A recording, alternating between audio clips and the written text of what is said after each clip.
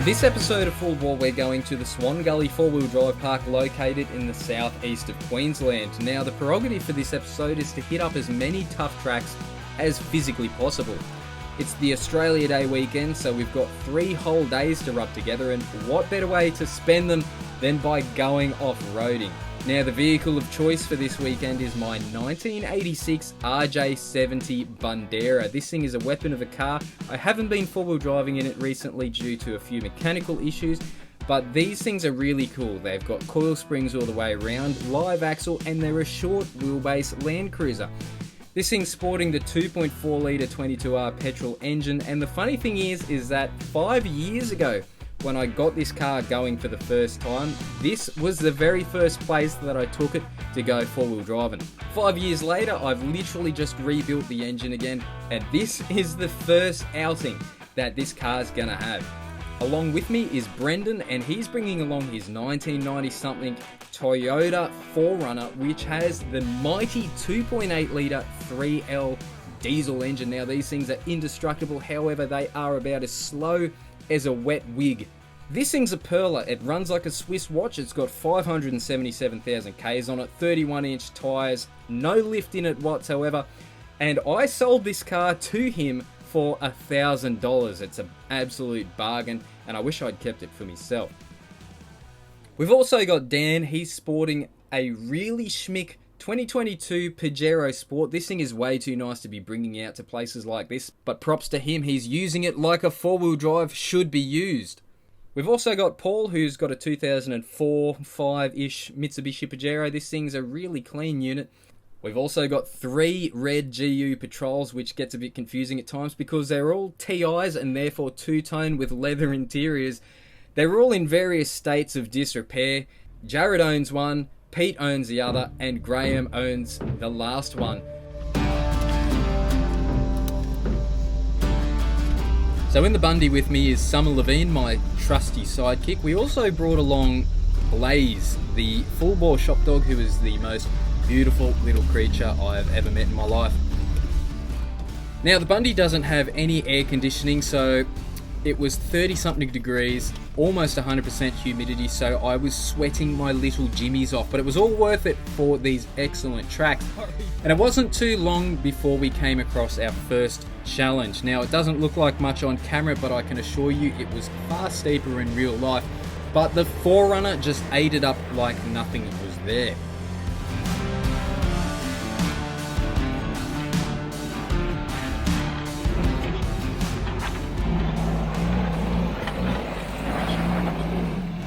The Bundy, however, made it look a bit more difficult than what it had to be, and of course, all the GU Patrols just cruised up like it was the New England Highway.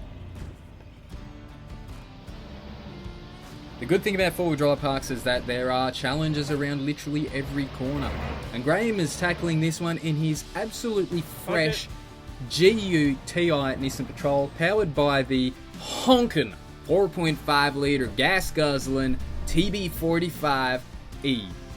Now, this thing's set up as more of a touring rig with 33-inch tyres, a 2-inch lift, but it does have the standard rear locker, so it is quite capable.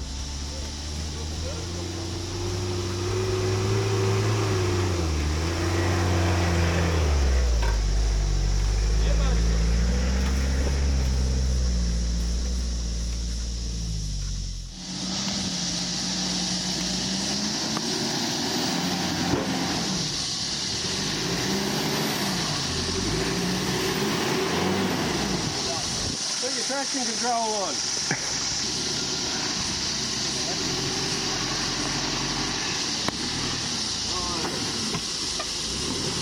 That didn't have any rear locker going on at all.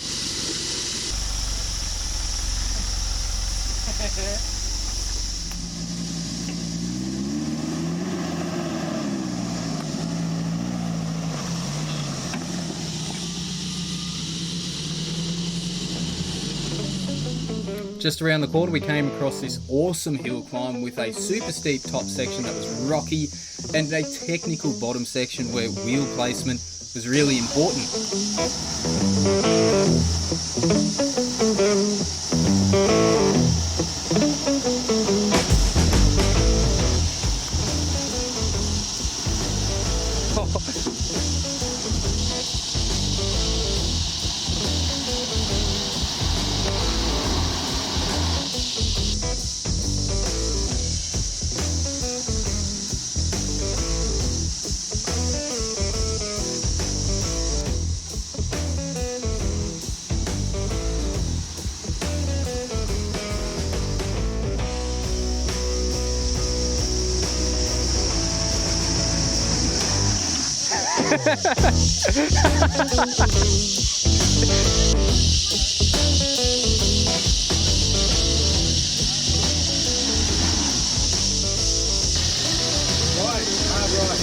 Go, go, go.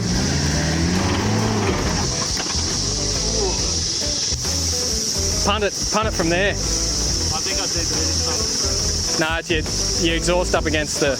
Yeah, go from there.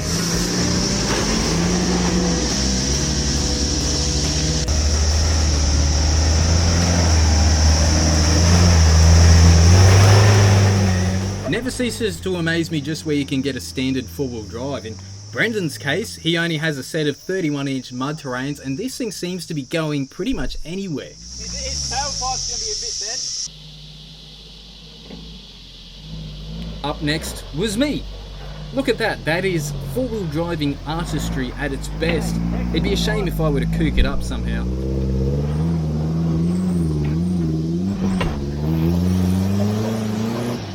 Oh, you almost had it.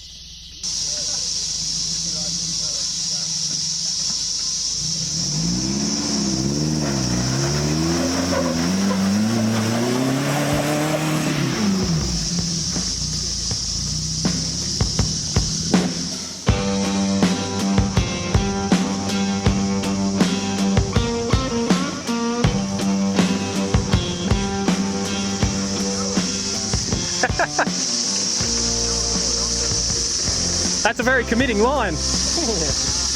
Dan on this occasion is taking the right-hand line, which was a bit more forgiving if something were to go wrong. It's still probably not the place you'd take a 2-year-old $60,000 four-wheel drive, but that's the way these things should be used, and I've got to say they are actually really capable with minimal modification.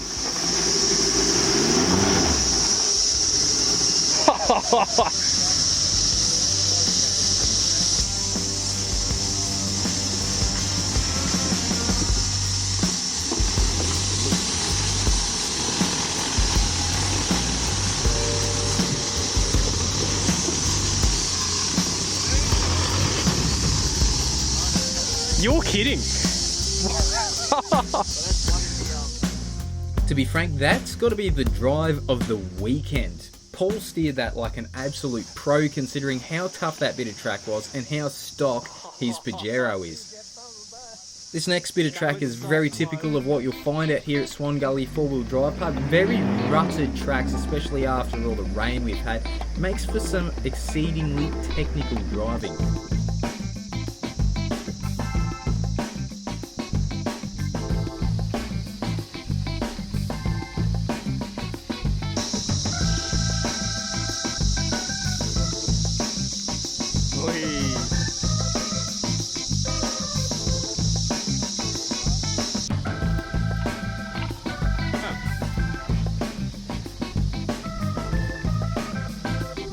That's why you don't lift your four-wheel drive.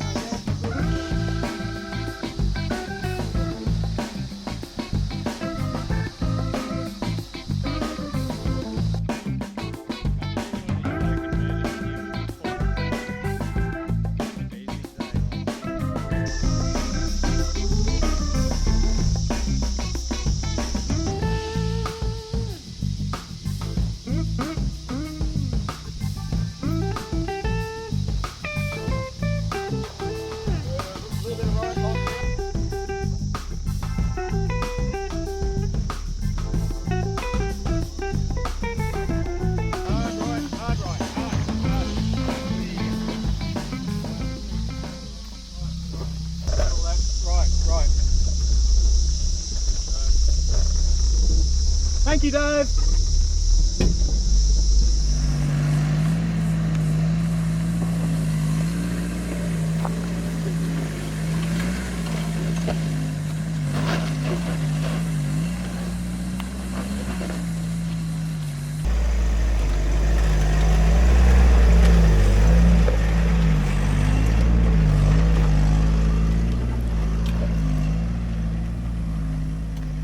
Swan Gully has an array of excellent rocky hill climbs which are quite rewarding when you get to the top, but when you own a short wheelbase Land Cruiser like my Bundy that has no articulation whatsoever, it can be a little bit nerve-wracking, and I found myself holding onto the seat without using any hands.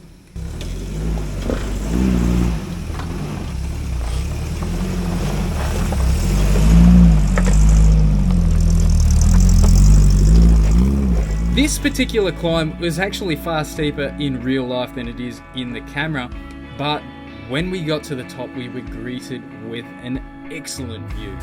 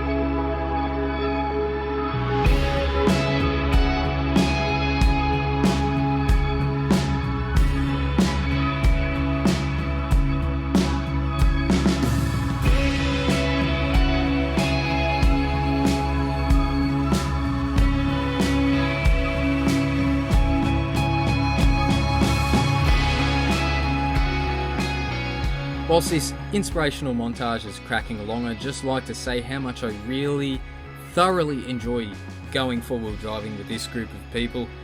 And it doesn't matter whether we're in a state forest or a four-wheel drive park, we always seem to find ourselves in an excellent adventure, and somebody generally also finds themselves in a predicament or two.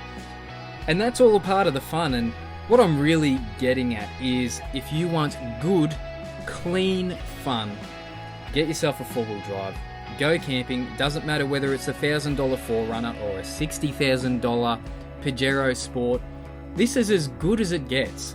And you don't have to tackle tracks as harsh as these ones. Just head out there with a good group of people, and I guarantee you, you will have a great time.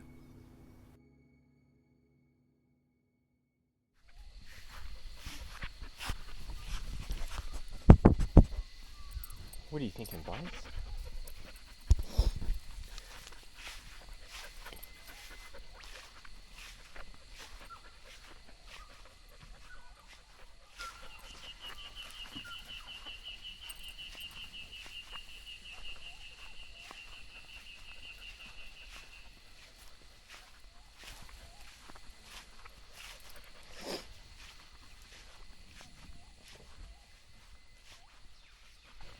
What's going on, fella? It's probably one of the most worst night's sleeps I've had in my life, eh? Big 4Runner. Big door runner. Big door runner. Was this one on?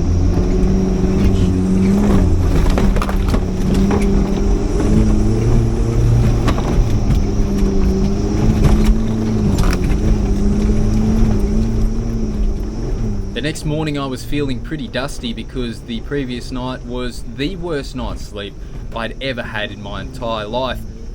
It was 30 degrees, 90% humidity, and there were about 20 billion mosquitoes that were trying to eat me through the swag mesh. But we were back on the track, and the first track was a bit of a doozy with a really steep climb that made for a puckering moment in the Bundy as the front end hopped out of the ruts and it reared up the front left wheel.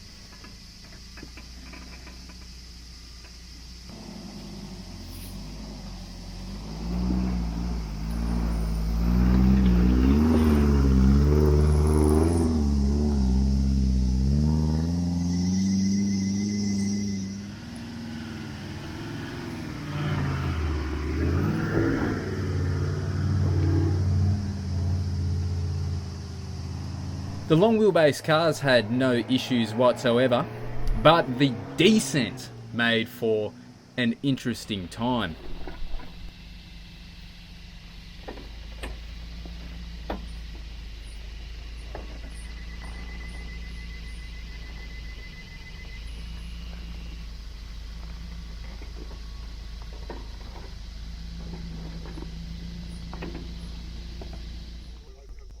The camera is super deceiving, and this just looks like a flat bit of road, but I can tell you it was so steep that it was just on the cusp of what I'd be willing to drive down in the Bundy. It was so steep that every time the front end dropped over a ledge, the rear two tyres would momentarily leave the ground. But I made it down, and as per usual, the 4Runner made it look like nothing was there.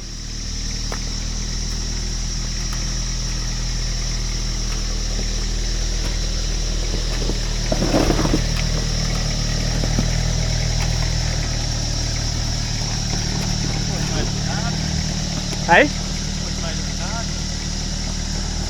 Yeah, I cooked my line. Hey? I cooked my line. See, it's... So did Dave. Did you see Dave? Yeah, His rear end was skipping out. It looked like he was going to go fall over.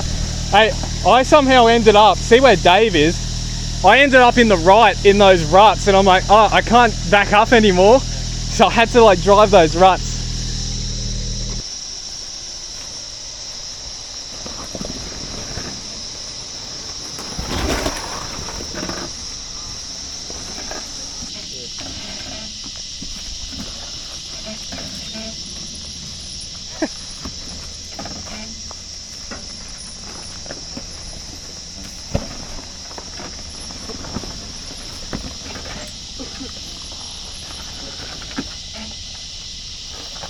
Gorgeous. Boy, I don't think it's just your car, Dave. I think it's just The terrain. that's Obviously the 4Runner is the superior vehicle. had no troubles with that.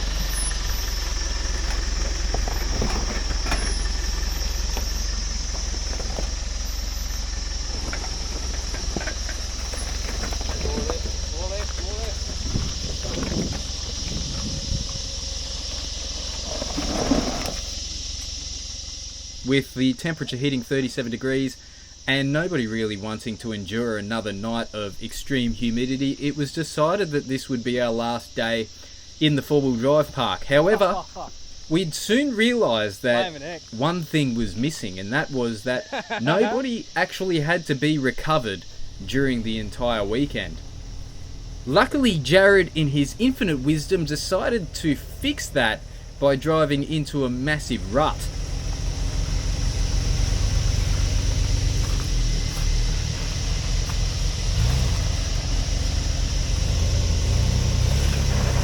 Oh.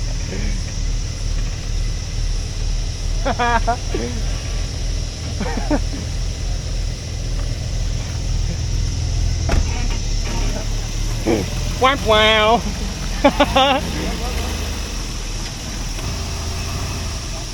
I reckon if you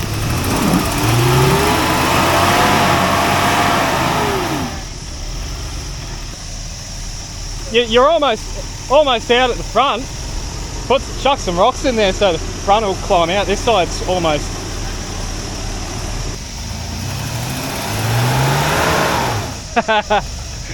Unfortunately, Jared needed a bit of a hand, and Dave was all too happy to oblige. Luckily, he had 151 kilowatts of thong-slapping V8 power.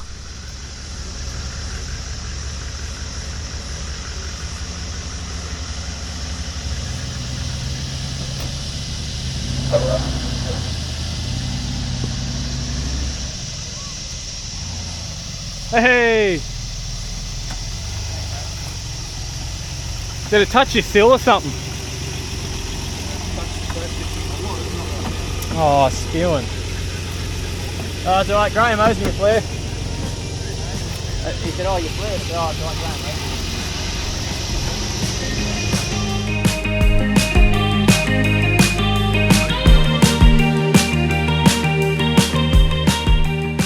owes me. Well, that pretty well concludes this episode of Full Bore. I had a blast driving these hectic off-road tracks. However, there are a few things that I'd like to do to the Bundy in preparation for the next trip, just to make it more capable and more comfortable. The first of which is to get the air conditioning sorted again, because I tell you, in that car it was truly dreadful.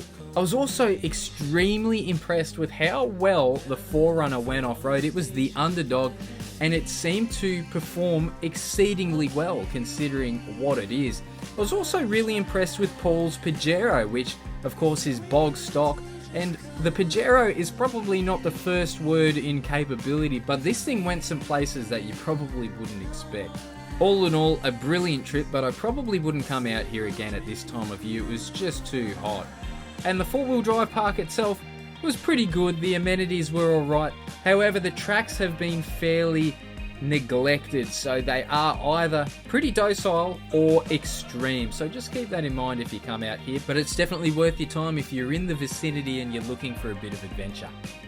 Anyway, that's it for me. We'll catch you on the next episode of Full Bore. All my friends by my side told me that I should find some love. I've been walking around